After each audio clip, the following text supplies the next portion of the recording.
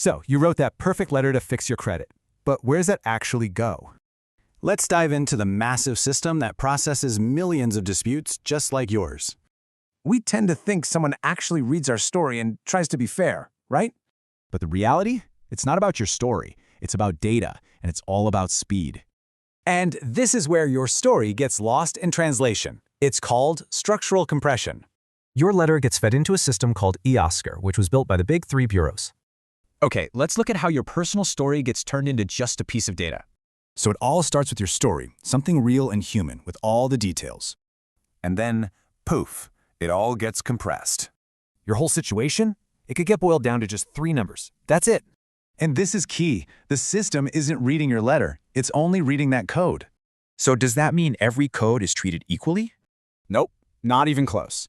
The code itself actually signals a certain level of risk.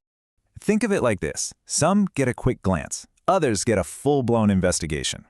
Things like identity theft or saying, hey, that's not my account, they get way more attention. But, this whole interpretation thing, this is exactly where it all goes wrong. Because you can send one letter to all 3 bureaus and get 3 different results. Wild, right? Look at this.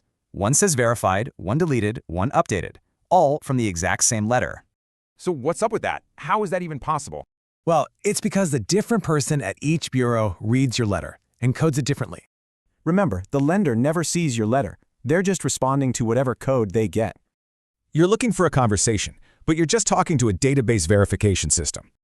But see, knowing this changes the game. You can stop arguing and start being strategic. So the real question is, are you going to argue with the machine or are you going to learn how to run it?